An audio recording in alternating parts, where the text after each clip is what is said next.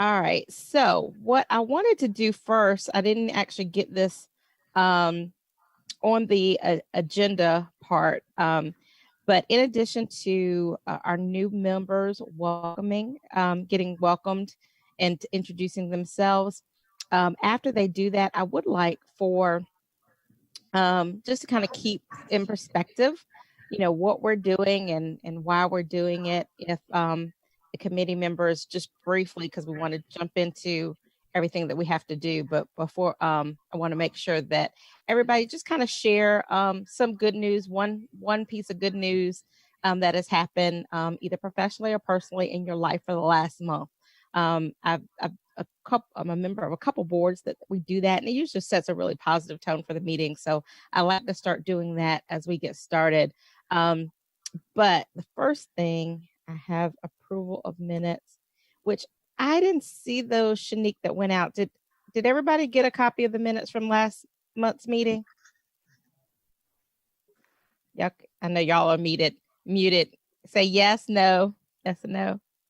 Yeah, I don't think we got those out to you. So we're gonna skip that part, Shanique, and make sure that at the next meeting we'll have the minutes from last meeting and this one. So we'll skip that and then go into the introduction of our new members. As we mentioned last month, I asked you guys how we ended up, if we had any suggestions of folks that we felt should be added to our work.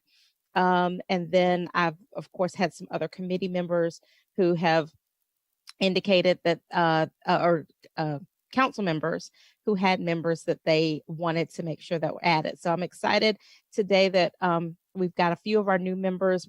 Next month we'll have a few of our other new members get started. So to put you on deck, Shayla, I'm going to start with you. I know, I see that look.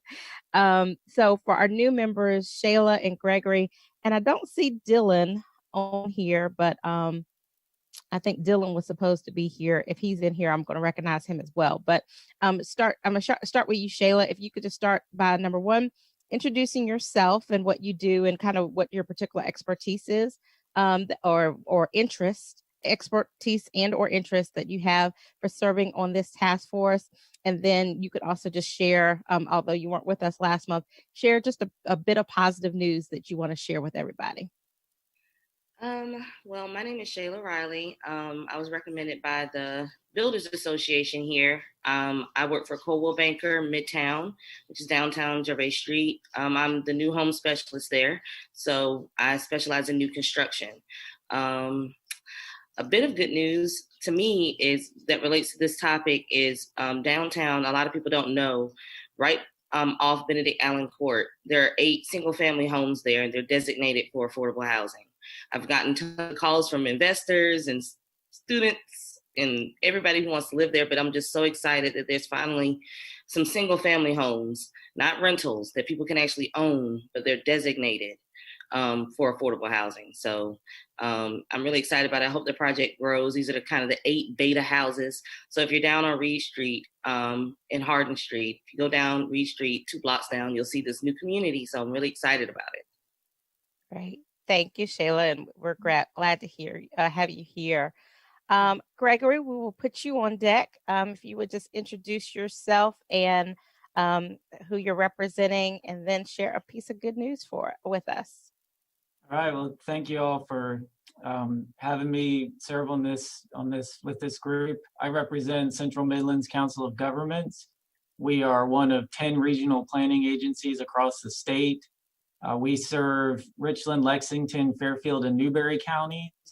And I work in our planning and community and economic development programs. And I'm currently working on projects that have a housing related component in the city of Casey, the town of Winnsboro, and the city of Newberry. And also just mention, I've gotten to know a few of you on the group here through my work with the MOC board, and I'm the current MOC board representative on the South Carolina Interagency Council on Homelessness. And I don't have anything specific positive to share, just in work, I do a lot of work with food systems as well. And that's been a really good example of just seeing how the community has come together to respond to the pandemic. So just want to say it's great to see so many great people working on so many important issues. Great. Thank you, Gregory. And we're excited to have you here. From my point, I don't see anybody else who is new. If there's somebody, I don't see Dylan or anybody else. We've got a few new members just for everybody's information. Dylan Gunnels is a appointee by Councilman Howard Duvall. So he'll be joining us probably later today, because my understanding is that he was going to come in today. We also have Mary Louise Wright, and she is representing Habitat for Humanity, and she was not able to be with us today, but will hopefully join us. And then I have been talking to, I think it was suggested last month as well, as someone from State Housing. So I have been talking to someone at State Housing, and as all of you guys in your agency could appreciate, we've got a tentative okay, but it has to kind of go up the chain to get approval for this person to serve. And so that approval was not rendered before this meeting, but hopefully by next month we'll have somebody in place from State Housing. So anyway, that is where we are right now. So I'm going to start. Jeff Larimore, I'm just going to go through my screen. Just a quick, 30 seconds to a minute of, good news from the last month. Let me get my speaker working. Yes. My name's Jeff Larimore. I'm the Executive Director of the Midlands Housing Trust Fund. Probably the best news for us is the recent year-end, June 30th. Our loan originations created 32 units of affordable housing, preserved 8 units of affordable housing, and we've got money deployed for 96 future units of affordable housing. So we felt like we had a good fiscal year 2020 and continue to move forward with the work with the task force to do more units in the years to come. Awesome. Thank you, Jeff. All right, I'm going to put y'all on deck. So I'm going to go to Reggie, Jennifer Moore, and then Brenna. Good morning, everybody. I guess my only good news is a project I'm working on.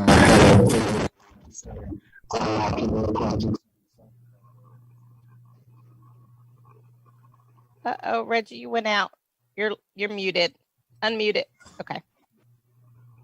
Nope. Okay. Oh, yeah, there you go. Yeah, I was just saying my good news is a project I'm working on. My market study came back favorable, so I'm excited about that. Okay. Thank you. Jennifer? Hey, good morning. Jennifer Moore, United Way. Not necessarily housing related, but stability of family related. We had a great community conversation last week, part of our Resilient Richland series. It was aimed towards parents, caregivers, and mentors of young children or older youth, and how to talk about racial equity and justice. And so we were really proud of that. We had great attendance. It's on YouTube, on our YouTube channel, if you want to go back and watch. So we were happy to do that and get all of our community events all virtual. Awesome. Awesome.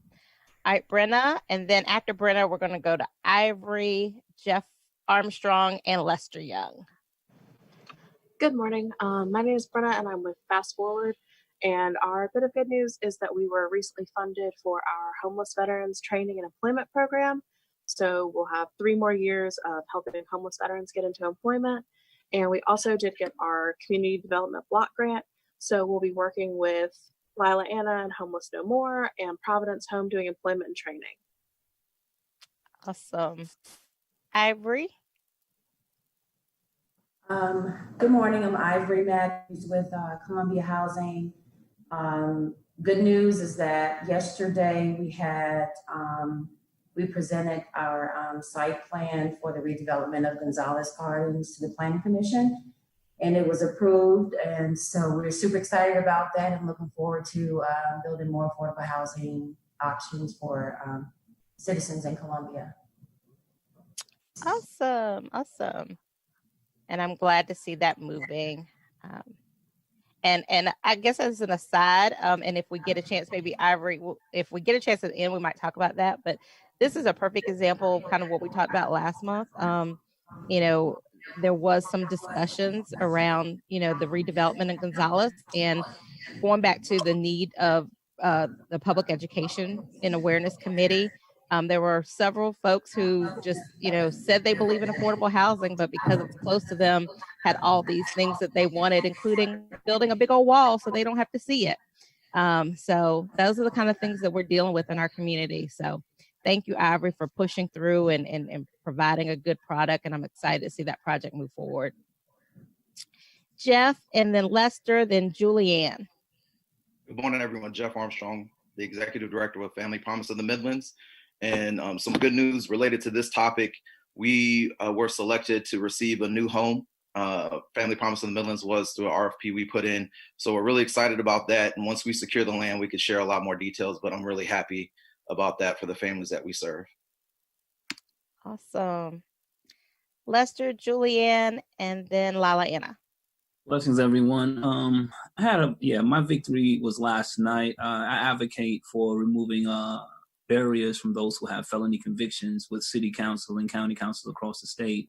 And last night, we had a victory in Aiken County where they are now removing off of their application, have you been convicted of a felony, which will now give people an opportunity now to apply for jobs and actually get really considered for employment in Aiken County. So that was a great victory last night. Awesome. Congratulations. And thank you for your work. Julianne, Lala Anna, and then Jim Z. Okay, my best news is my son had a job interview this morning. Yeah, when you have a 22-year-old that's just graduated college during COVID, that's a big deal. So that's my good news. Seriously, though, we actually have 3 individuals that are moving in this week from homelessness into Housing First, and continue to do outreach and have a few more units that will be available to move folks in probably before the end of this month or mid-August at the latest. So. Awesome. Lala Anna, Jim Z, and then Sue.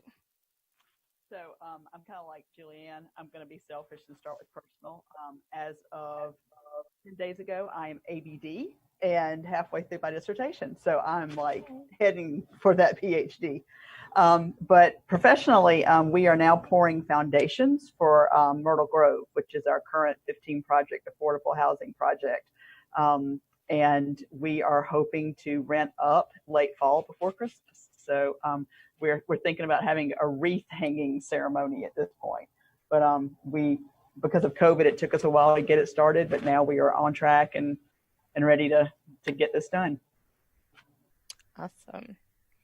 Jim, and then Sue, and then we're going to go through staff. So after Sue, Gloria, you be next up. Good morning, everybody. My name is Jim Zeke. I'm a member of More Justice of the Midlands. Our good news is we're celebrating our 3rd year this month, and we're planning for our next cycle, which starts in October. Awesome. I'm Sue Berkowitz, South Carolina Appleseed. And let's see, personally, I haven't seen my son in about a month and a half, and he kind of wandered in last night from his travel of isolation out west, and it was really wonderful to see him alive and well. Now we just have to get his work back going, but you know, he can feed himself, and he's got a place to sleep if things get rough. So I should count all those blessings. For professionally, there's so much that has been going on in this office over the last 2 weeks. I think I'll brag on, we just released a report that we did on predatory lending that we had put off getting out because we didn't want it to get lost in all the COVID noise. And we recognize that if Congress doesn't pass the HEROES Act in the next 2 weeks, that probably more people are going to get targeted again. And so we're starting our advocacy and reached back out to Gloria about getting that program going with the City of Columbia. And we're excited to start moving that project forward again. Thank you, Sue, and thanks for what you do. All right, so Gloria, and I know you were coming in when I was introducing, so we're just taking a quick second just to give a bit of positive news, either personal or professional or both, that you're happy about or that has transpired in the last month. Oh wow, there's so much so much happening. Can you hear me? Okay. Yep. Okay, great. Well, we've got a lot of positive things happening. One of the things that I can say is that we've received approval for our 2021 action plan through the City of Columbia. So with that being done, we can now focus on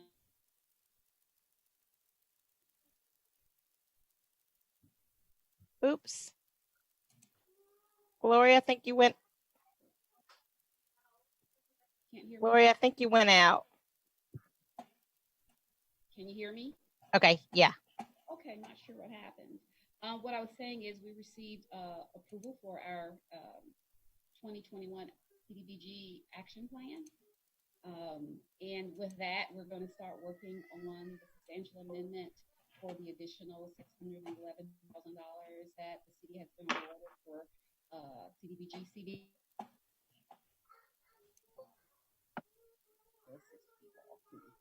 Gloria, okay, you went out for a second, but you came back in. Okay, I maybe my little earphones are going bad, and I'm at the office today as opposed to being at home, so I do apologize for it. No. I don't know how much you guys heard, but we're just going to try to do a substantial amendment really soon so that we can get CDBG CD funds out on the street as soon as possible. How about that? Cool. And I don't see Krista. Lee, I'm gonna go to you. If Krista's on, then Krista, let me know so you can share your good news. Sure, and I think they were caught up in agenda review, so they'll be she and Erica will be joining. I guess my good news is, we're set to see y'all next week for Columbia Compass for the public hearing and first reading. But in June, we were able to host some virtual meetings with the help of PR. And so that was exciting to have another way for folks to engage, because it has been a while since we've been able to talk about it publicly. So just excited to get that moving forward. Okay, great, thank you. Missy G, and then Shanique. Good morning. I have very brief but some good news that the city is working with a group to look at the application for a new market tax credit.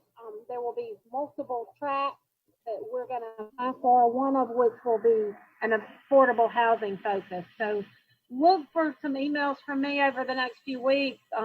The group we're going to work with is going to want to reach out to some stakeholders in the community focused on affordable housing. So I'm sure many of you will have some conversations coming up in the next few weeks to help us put the package together. Wonderful. Thank you, Missy.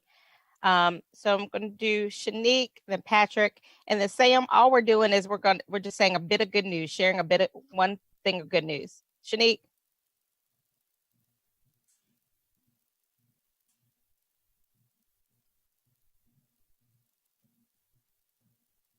Your mic is on, but we can't hear you if you're talking. I think that happened last time, so I won't put you in the spot, Shanique. But if you end up coming back on, just text me. Patrick W. I don't know if we introduced Patrick the last meeting, you guys. So part of our staff support, we do have legal, and so sometimes we'll have Teresa Knox, but most of the time we'll have Patrick Wright, who deals with a lot of our land use and planning stuff. So Patrick is is an assistant city attorney. So Patrick, a little bit of good news. Okay. Well, I guess my good news, this is from, a personal thing. I had a brother who he actually lives in Delaware. He actually had COVID-19, he and his wife, but they're fully recovered. So everyone's good. Very good. So on a personal note, I think that's very good news. Yeah, that Very is. good. Continued prayers for his continued recovery. So Thank you. and then Sam, and then I'm going to go to Susan. Susan, just so you're ready. Susan is another new appointee. So Susan, you've got twofold. You're going to have to introduce yourself and who you're representing. And then what we're sharing is just a little bit of good news, something that's happened in the last month. Okay. So Okay. Sam Davis, and then back to Susan. And then I see a phone came on. So if that is Shanique, then I'll end with Shanique. Can you hear me? Yep. Yes, sir. Okay. Now, I'm not reporting anything. Just still happy about the task force, and I also understand the mission and the task that we have before us. And I think everybody's on board. I'm gonna pitch in and help where I can, and looking forward to it. Okay, great. Okay. All right. So Susan McPherson, you're up. Okay, thank you. Good afternoon, everybody, or rather good morning. It's been a fast morning. I apologize for the delay in joining. We've had several conference calls this morning, but I am Susan McPherson. I work with the Columbia Chamber of Commerce with Carl Blackstone and Henry Baskins. My responsibilities are public policy and military affairs. So it's been very rewarding and very challenging, especially in these last few days. The good news is last night I was out at the Columbia Metropolitan Airport, and we greeted about 360 young volunteer soldiers coming in through the airport, going to Fort Jackson to train in our U.S. Army. So that was good news. It was wonderful to be there. Bless their hearts there in our famously hot city. And so just say prayers for them that they stay healthy and fit. Good. All right. Okay. And then Shanique texts me. So she just said her phone is not working. So her good news is that she completed her master's in public administration and is just looking forward to using that to help support more of the city's efforts. So thank you, Shanique, and congratulations. Okay. Absolutely. So you guys should have gotten my email last night about the committees. I'm not going to take time out today. I've gotten an email back from several of you indicating which committees you'd like to serve on. But if you haven't, go ahead and email me and let me know which committee you'd like to serve on. We've established so far 6 committees. If our work decides or dictates that we need to expand and do another committee, then we will certainly do that. Thank you all who have agreed to serve as chairs of your respective committees. I'm super excited, and I think y'all's expertise will really help us move forward. As I mentioned, the little brief description of the work that the committee will do was just really kind of top of mind, putting something down. But it really is a work in progress as you guys start meeting and you want to form your own kind of definitive action plan for the committee, and you need to change that description. That is certainly fine. That, of course, it'll be more work driven than anything else. So just want to put that out there to respond to. And then as far as mission, this too will be more definitively defined if we, as we move forward on our work. But I wanted to share with you guys just something that I wrote up and get some feedback, and I'll send it out in writing, because if you're like me, sometimes visually people want to see it in writing.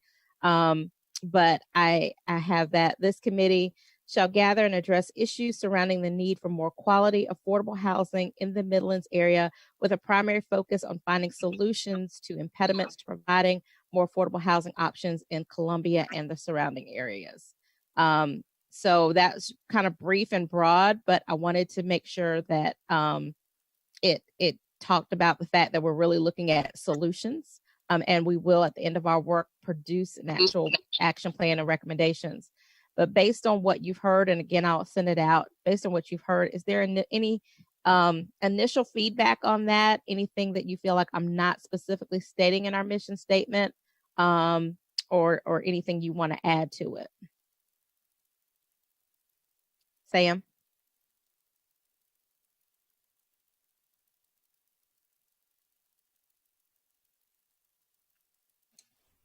I agree with the well, I guess it's a broad description of the mission. And one thing that really stands out, and I think that it's going to be a broad accomplishment for the task force, if it happens, is really deal with impediments to affordable housing as we know it, and affordable housing as others define it. I think last night, for example, the zoning board approved the project off of Monticello Road, and that was kind of involving some of the challenges that normally come about when affordable housing, as people define it, is on the table and on the agenda. So that is an example of how we can go about making this happen. The need is there, no question about it. And the good thing about it also is that there are a variety of affordable housing models that I think may be one of the outcomes as well. So spot on for the mission statement. Okay. Anybody else have any initial thoughts? Okay, Al, and I see Allison put her hand raised, but I also wanted to introduce her. So another thing we talked about was having a collaboration with the city and the county, and I mentioned to you guys that since she's been elected, I've had several conversations with Allison Terratio on county council about this, and she's very passionate about this issue as well. And so Allison will be serving as our liaison, our county liaison, and join us. She has a very busy schedule, so she'll join us when she can on meetings, but she is here. So Allison, I want to give you your opportunity to introduce yourself, and then if you want to add something, because I see your hand is raised on the mission or just your thoughts, please do. Sure. So sorry for joining late. I had another call and I'm jumping on this one, and I'm going to have to only participate in this one for about another half hour. So I'm Allison Terratio. I serve on Richland County Council. District 5 is a lot of Shandon, Rosewood, up Hardin Street towards Root Wellness Center, and then over on the other side of the Capitol, basically up Assembly and all the way up kind of towards the zoo. So it sounds like a lot, but it's actually the smallest, most compact district. I moved here in 2016, and I moved from an apartment in New York City that was actually affordable housing. So we were able to enter a housing lottery in New York and win a chance to buy an apartment at a reduced rate. So what happened was that we got a mortgage and paid a mortgage, and the city of New York had kind of, I think they called it like a ghost mortgage. And there were different levels for different incomes. And so our building had everything from like 100%. So people were paying 100% of the market price to like down to, something like 10 or 20% of the market rate. So it's really different levels of incomes. And it was an amazing experience because like when you got on the elevator with somebody, you didn't know what they made. We just all knew that we were neighbors together. So, and that was incredibly meaningful for our family because we had been working, both of us working really hard to pay like, $2,200 for a 2-bedroom on 8th Avenue that was about 600 square feet, 500 or 600 square feet, that really didn't have heat. So this is very near and dear to my heart. Yeah. And so I had my hand raised because, I heard, I didn't hear so much the mission statement, but I did hear the comments about the development on Monticello Road. And I would love, as we continue the conversations going forward, that we be clear and explicit with each other, because I think that maybe one of the only ways to really get this done to address some of the stigma and challenges around what people think of as affordable housing and who the people are that live in affordable housing. And then also really think about I'm glad to see the chambers joining us today, because I really want to think about the kinds of well-paying jobs that are available to people, because even if two members of a household are working in a, not above a minimum wage job, they may still really have a lot of challenges in affording housing where they close to where they work. So that's it for me. Great. Well, thank you, Allison. We appreciate it. So let's kind of jump in. Lee, I'm going to turn it over to you. We talked last month, and you have in your books, for those of you new members, Susan, Shayla, Gregory, we have a nice binder that will give you a lot of wonderful late night reading that I'll get to you guys within the next week or so. Shanique will help me get it out. This presentation, or the report, or the draft report, is in here. As Lee mentioned, next month, City Council will have the public hearing, and I predict the approval of Columbia Compass. So you guys are getting a presentation of that, but I think it has a really great data as it relates to what we're talking about. So I am going to turn it over to Lee now for this presentation. Lee, you're muted. Myself first. Yeah, sorry about that. So I'm going to go ahead and share my screen real quick and make this full screen so y'all aren't looking at all the extra stuff. So thank you, and thank you, Councilwoman Devine, for the opportunity. We had a really great experience with Columbia Compass, and as you mentioned, we're moving forward with that, and just wanted to take the time to really focus in on the housing element. So you have both the chapter and the appendix in those binders, and so a lot of the information I'm presenting is going to be there. So if you can't see the slides well based on the device you're looking at, that sort of thing, a lot of it is just the charts and graphs, but we'll try and read those out to the degree possible. So I just wanted to take the time to really highlight the key housing market trends that we looked at. We had a consulting firm that did an in-depth market analysis of both rental and homeowner housing, and then we just look at the guiding principles for the plan. So each of the elements of Columbia Compass has guiding principles, and that really helped us kind of build those based on stakeholder and community feedback, and then really helped us kind of fine tune and focus those recommendations for implementation. So I'll be reviewing those as well. And y'all feel free to stop, interrupt me if you have any questions at any point or need me to go back forth for a slide, just let me know. So for kind of the broad brush quick overview of the housing market trends, just wanted to note we're using basically, we use data from the 2000 to 2016 American Community Survey, so census data, as well as some MLS data and Zillow data to kind of round that out. So we know data is always difficult to have, up to the moment, but wanted to give that to you.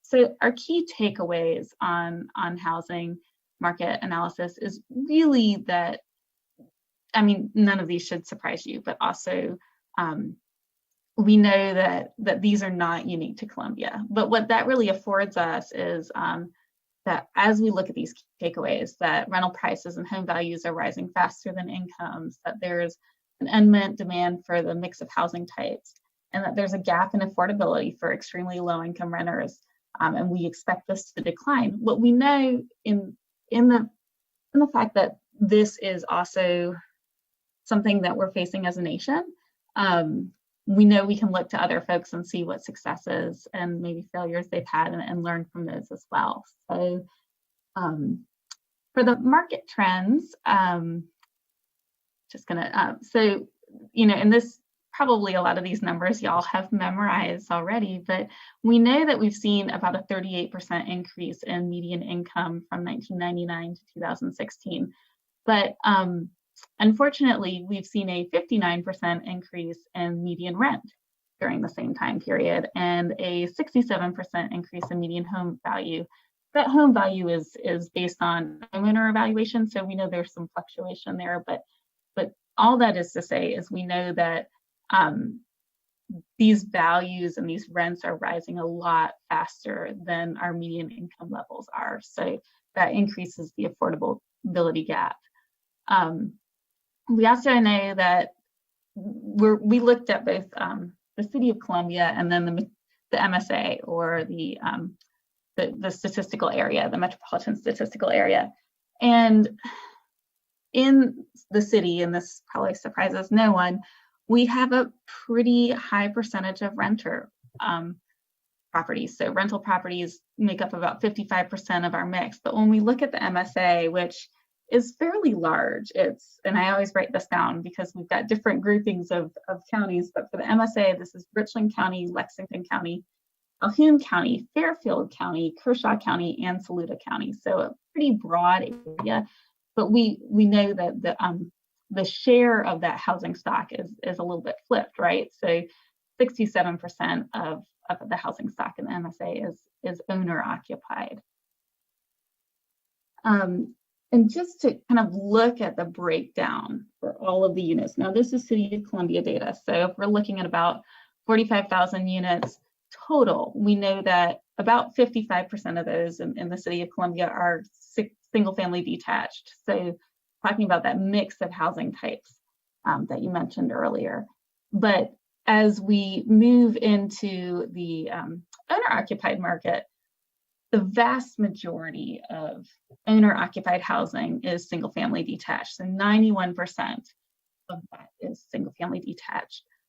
Whereas when we look at the rental market, we see that is a little bit more evenly split between single-family detached at 25%, attached with fewer than 10 units in the structure at 39%, and attached with 10 or more units in the structure at 35% of the market. So we know there's a lot more variety in the rental housing market as well.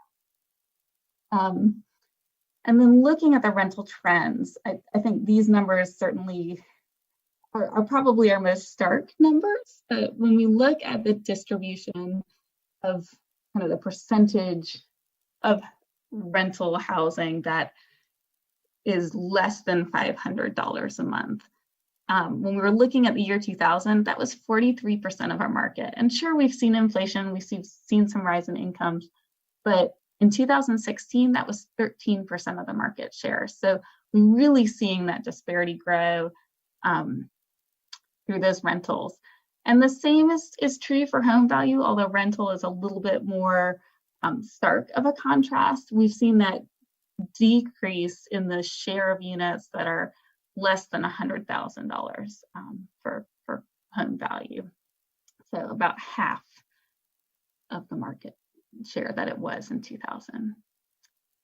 And then the market analysis also looked at trends in the market. So we looked not only at those homes that were for sale, but also the types of homes that were listed.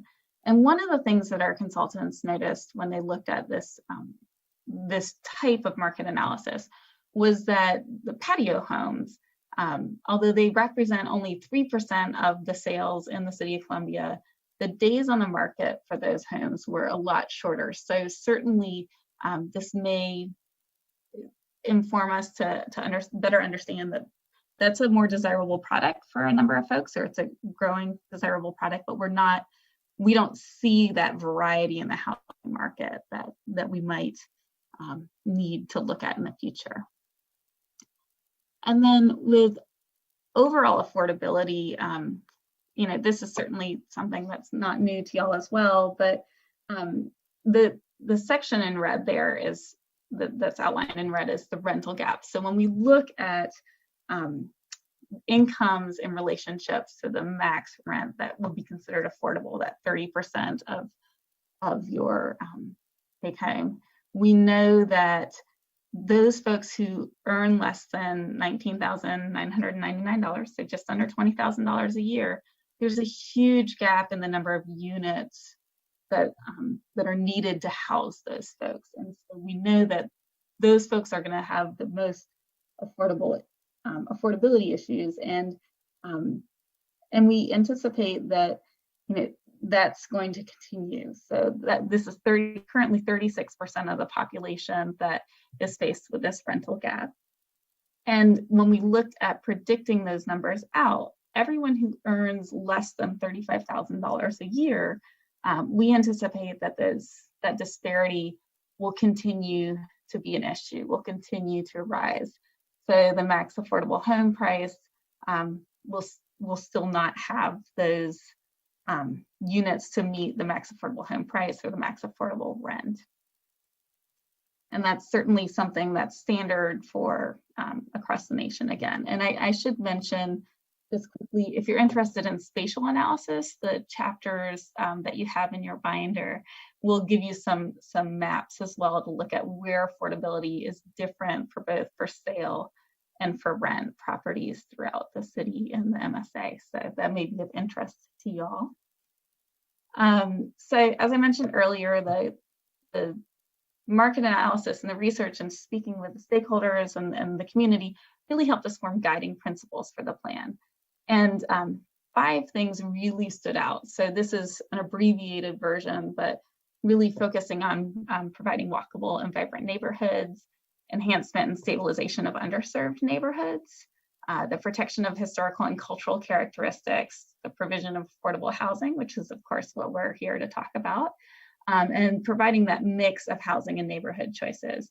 And what we found with all of the elements of the comprehensive plan, and certainly with housing as one of those elements, is that a lot of times our recommendations met a number of guiding principles. So while we tried to group them under individual guiding principles, we recognized that they may check multiple boxes. So I did want to just kind of review those types of recommendations and kind of briefly touch on those that fall under the main guiding principle. For the walkable and vibrant neighborhoods, we have a number of recommendations that deal with complete neighborhoods. So I know a number of you are probably familiar with this term. If you're not, you're likely familiar with the term complete streets. And complete neighborhoods are really an extension of that. So we think about a neighborhood that can serve folks with everything they need and desire within 10 minutes. So they have access to grocery stores, to sidewalks, to safe areas to recreate, to doctor's offices, to transit opportunities. All of those things form together to make a complete neighborhood. And there's, of course, a mix of housing as well. The second guiding principle, the enhancement and stabilization of underserved neighborhoods, we have a number of recommendations that deal with this. And this really talks about how we really focus and help serve this community that we know are struggling today, and we make sure we're doing so in a way that we're not leading to gentrification. So a lot of that conversation in the color of law we were talking about. So how do we work together with collaborative teams? I mean, it's almost like we're meeting that recommendation through the Affordable Housing Subcommittee. So I'm excited that that's underway. And then how do we provide ongoing neighborhood assistance? So we want to make sure that when we help a community or work with a community, that we don't just leave them behind once we've been in the community and working with them, especially because we know that the best way to combat gentrification and to support property maintenance and to really help people stay in those areas is to continually assess whether or not what we are doing as a city and what other community stakeholders are doing is meeting the need or could be exacerbating some unknown problems that we didn't expect. So how do we continually reassess our efforts there and work to provide the best service? And along with the supporting of property maintenance across the board, because we know it will help folks stay in their homes, it will help them afford their electrical bills if they have energy efficient improvements. We know that it's another way to also protect our historic and cultural assets as well. So we have an older housing stock. One of the numbers we found in the market analysis is that I think a vast majority of our homes was built or were built before 1956 or so. So we know we have an older housing stock, and we know in order to meet the demand, we need to take care of maintenance on those properties.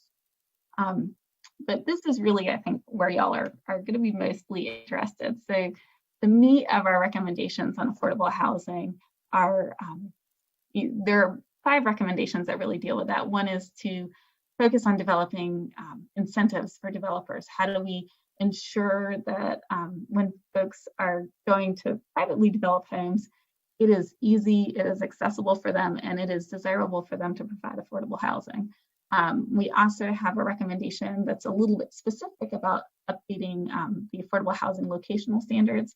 These are standards that Council adopted in resolution in the mid-90s, and they were really meant as a kind of response to concerns about the location of affordable housing in certain areas of the community and the perceived saturation. But we know that as we continue to get better data and have a better way to measure that, we can update those affordable housing locational standards to better look at kind of the data spread and the recommendations, for example, that the Color of Law made, where he talks about, you know, making sure that there's an even spread throughout the community and setting targets for that.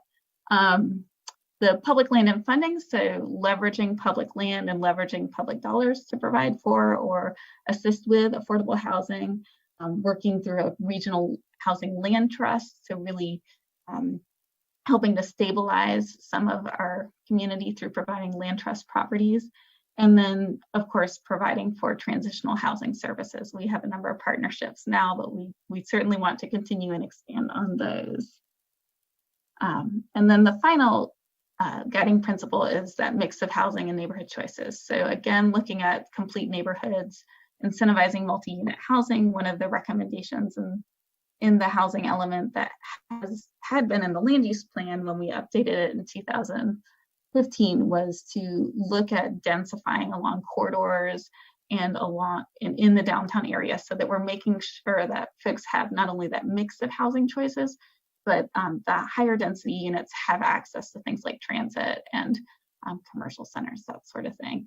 And then also looking at residential care uses and making it more clear for folks applying to place a residential care use, and for neighborhoods who might be near a residential care use, making more clear what those rules are and how they might be defined. And that's actually part of the new zoning code as well.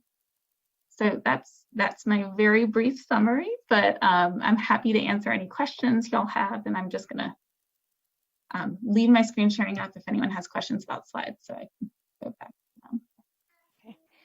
So, and I can't necessarily see everybody, so just jump in if anybody has any questions for Lee based on what you just heard.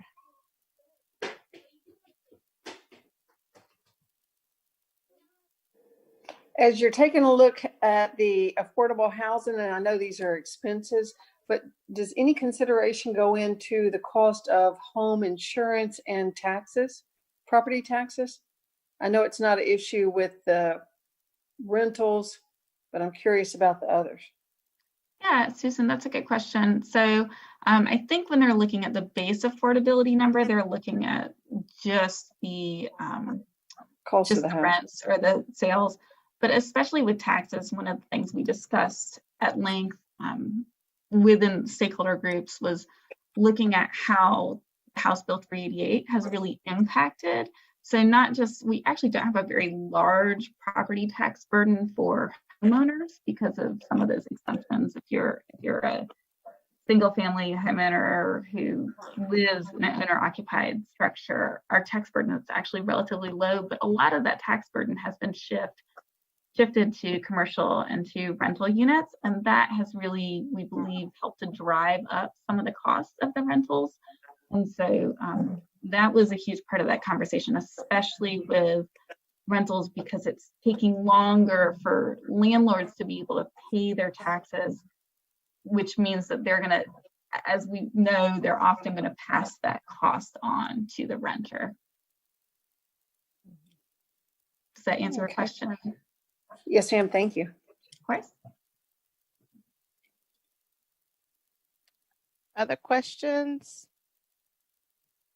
Or even comments? I know a lot of that information, some of you are probably familiar with, especially that information on income, but any insights that you guys want to add?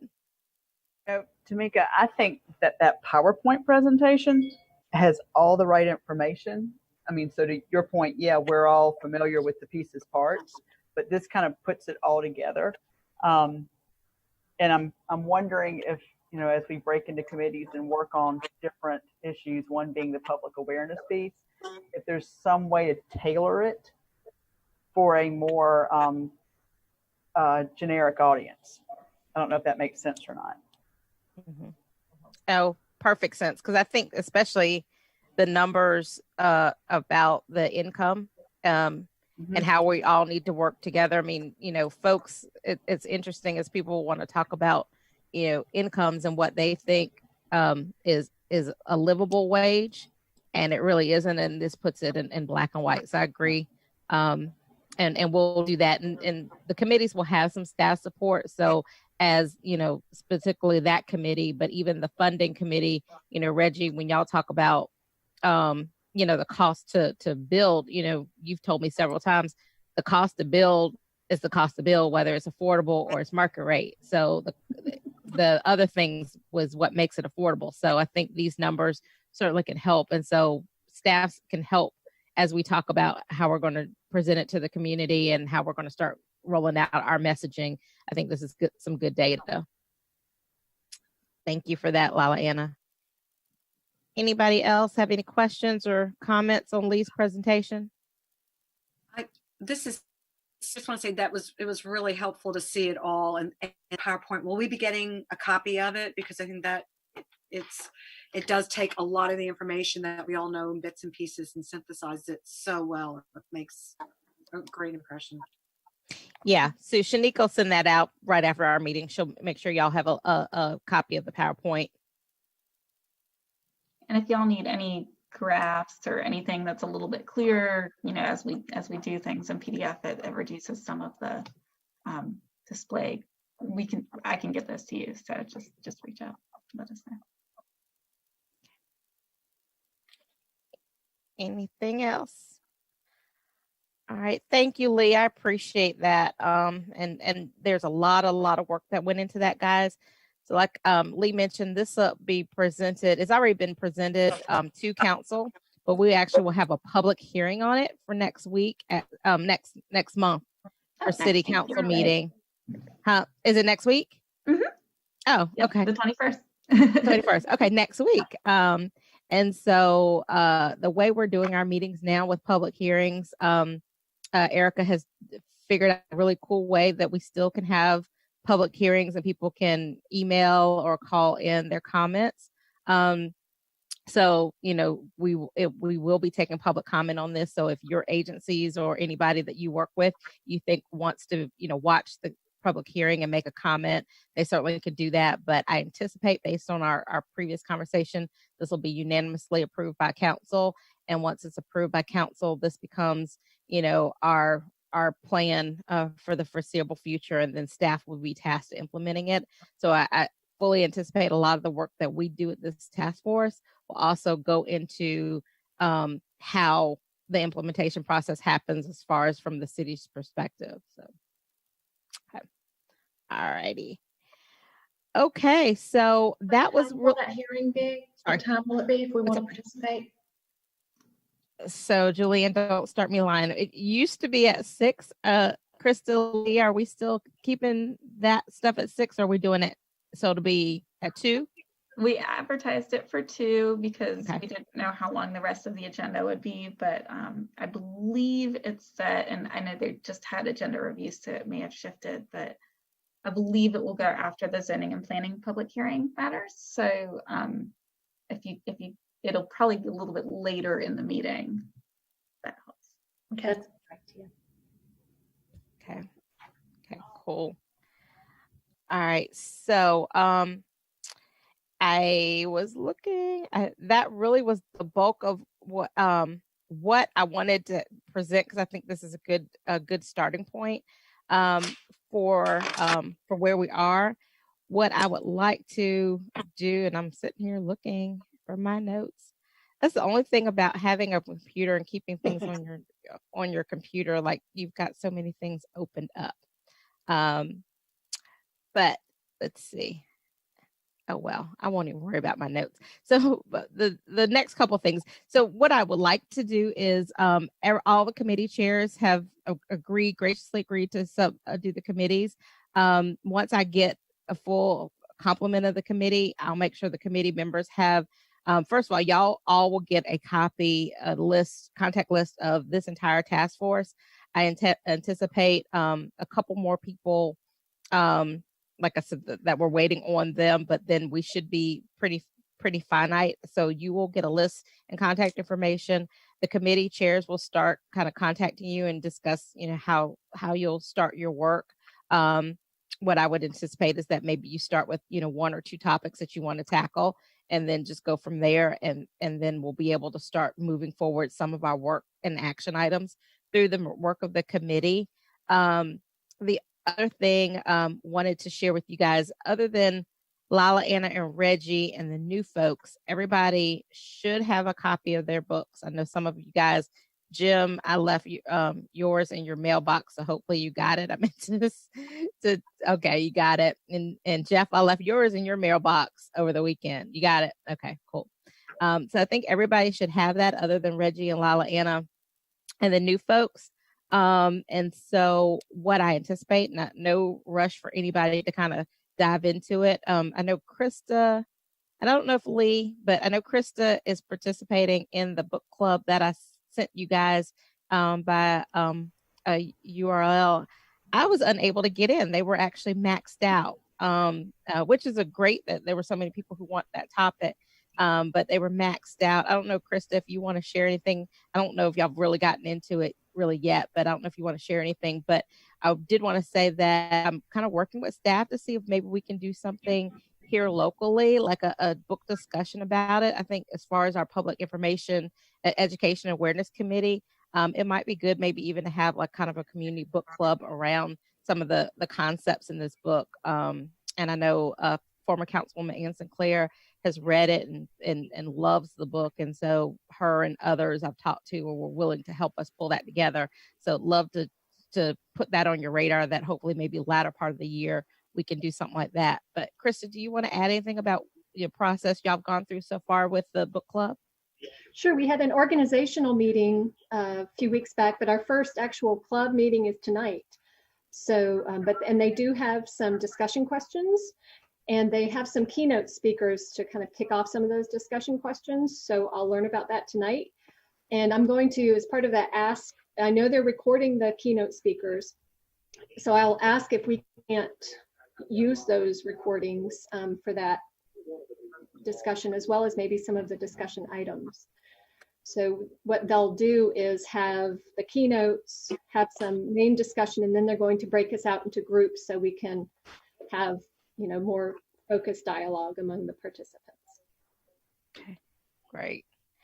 So I'm looking forward to that. So hopefully we can all, and Allison, I'll get you a copy as well. I may have to wait to buy a couple more, but I'll make sure that after the new members, and Allison, just remember, I'll get you one as well. So we'll work on that. But I think having that conversation as far as with the public might be a good way to introduce our work, but also to get people thinking broader about how some of us have kind of been taught to think about affordable housing in different ways, and how do we break down some of those implicit biases that people have as it regards to housing, especially where it needs to go and who lives there and how it really segregates our community. So I think that'll be good. So anyway, with that, I did want to just then again open it up. Does anybody have any questions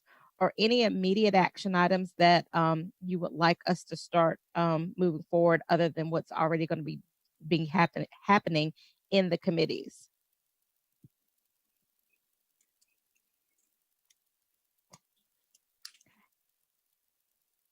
Jeff, I think. Tamika, do we happen to have a census of existing affordable housing units within the city limits? Krista, that would be a Krista question. An inventory of what we recognize as affordable housing, multifamily developments or single family developments? Yeah, we've got some generalized data, but we don't have specific data. And what I might do too is, I don't think Gloria's on the call any longer, and get with Gloria to see whether she's got additional information. Maybe because I don't think we drilled down that deep as part of the comp plan. There have been oh, there you are, Gloria. There have been discussions in the past about doing a housing survey, a very specific housing survey to get to that information, but it's fairly laborious to do that. There's an organization called Real Data that puts out a twice a year recap of multifamily developments within a market area. The last copy I have was from 2015. That could be a good resource to try to secure identification of projects that probably have the stated rental rates that are provided in the Real Data output reports would be able to help distinguish affordability. But unfortunately, like I said, the one I have is 5 years old.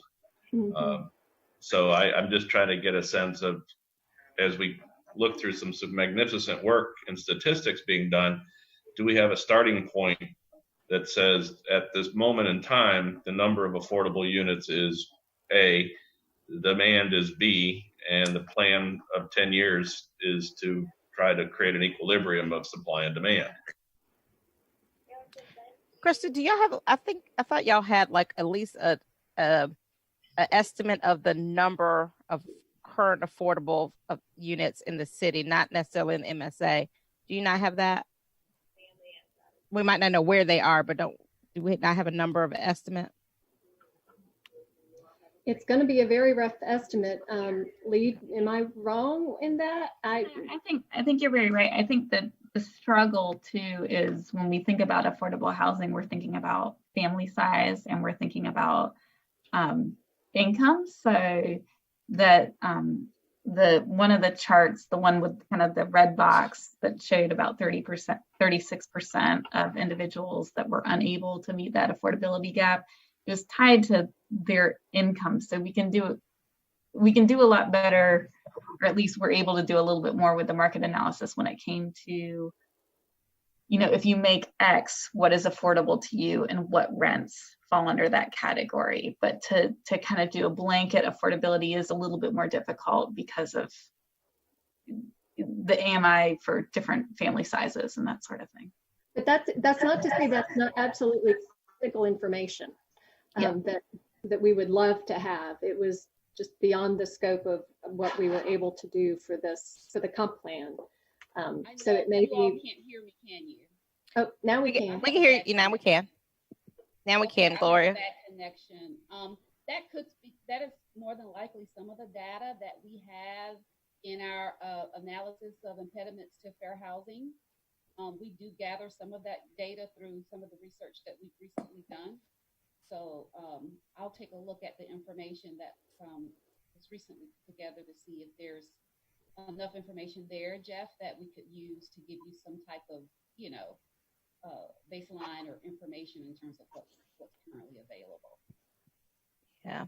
And I guess I would just add that, that's a great point that Jeff makes, like as we come out of this with recommendations, to know where we are in 2020 and know how we're doing annually as to adding to the actual inventory of affordable housing will help us know, where we're going.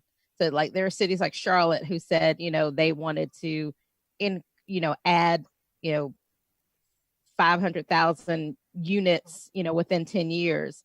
I'm sure to do that, we need to see where we are and be able to have that as a metric. So I think that's data we need to try and get. Let's figure out like what we have and then figure out what else we might need to get at least an estimate. And I know it's not going to be 100%, but at least it gives us a starting point. So great point. Thank you, Jeff. Thanks all. With the resolution, I think it was in late 2018, about adding 1,000 units within a certain period of time. Yeah. Woman Divine, I'm not sure if you recall that. And so, I do know that there have been some added in regards to funding that the city's PD department has put into projects, but I'm not sure about other developers around the city who completed affordable housing projects. So that would be interesting to note, to see how well we've done since we made that.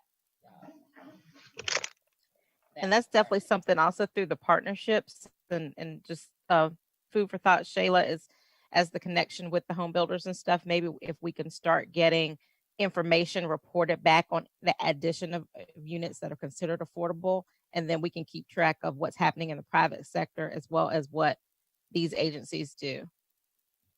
Absolutely. That's what I was thinking as she was speaking. I know everything's relative to rents, but I was also thinking about the low inventory that we have under 200,000 here in Columbia. Trying to home shop, if you make 60,000 a year, and I think changing what people see as affordable is really good, because a teacher who makes 40,000 a year is going to have a hard time qualifying for a home if she has a family of 4, trying to have enough bedrooms for everybody. So hopefully a lot of the builders are going to building more affordable product. I know of 2 or 3 that have new communities, maybe some not central to downtown, but a little bit out in the outskirts in Northeast or Southeast Columbia, and they're trying to build more affordable houses. So that's definitely a passion project of mine, which is why this conversation is so important with the Home Builders Association. Thank you. Okay. All right. Any other like kind of final comments or things that I've taken some notes on that, Jeff's comments and what we currently have. So I'll add that to the list. Anything else that you guys want to add? All right. So just a couple closing things. Shanika's texting me since her phone still is not working. But the new members, she'll have your book ready by Thursday. So so we'll communicate with you guys about how to get you your notebooks on that. And the Color of Law books, we'll get those out. The ones that we have to the Reggie and Lila Anna by Thursday, and then the new members as well. We are also completely. I'm looking at her text. She said the books will be ready, so we'll get those out. Oh, I know, Ashley Jenkins. If you have not already heard from Ashley Jenkins, you will hear from her. You guys all were selected, and so we kind of went through the informal, or not really our normal process for setting up a task force, and we just asked, and y'all said yes, and we got you appointed by City Council. But to keep our records intact, we actually need a formal application for you guys.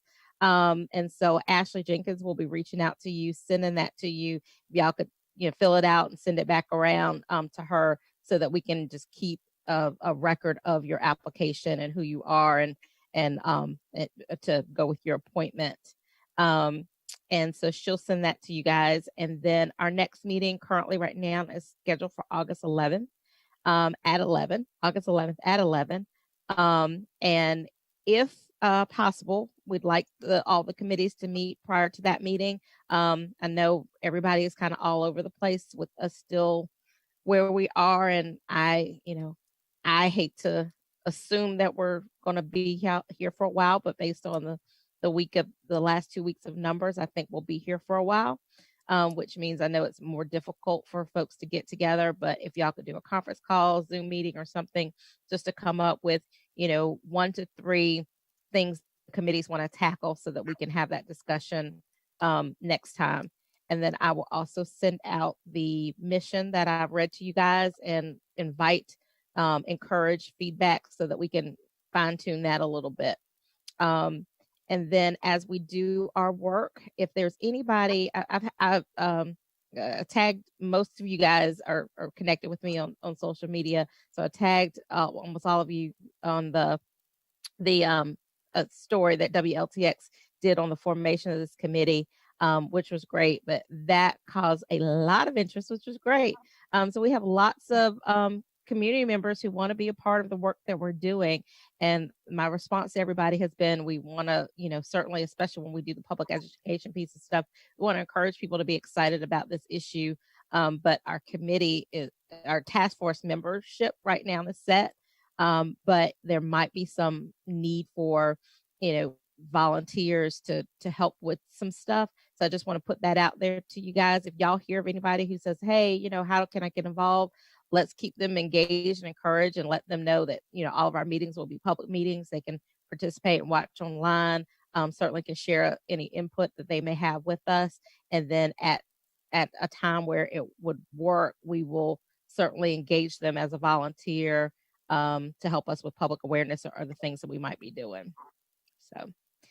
So anyway, so that is it as far as I have. I was just checking. Shanique has not texted me, so I don't think there's anything else she needs from you guys. But if she does, she'll email you.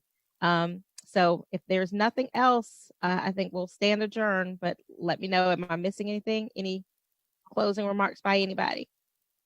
Okay. All right. Well, you guys stay safe. Wear your mask.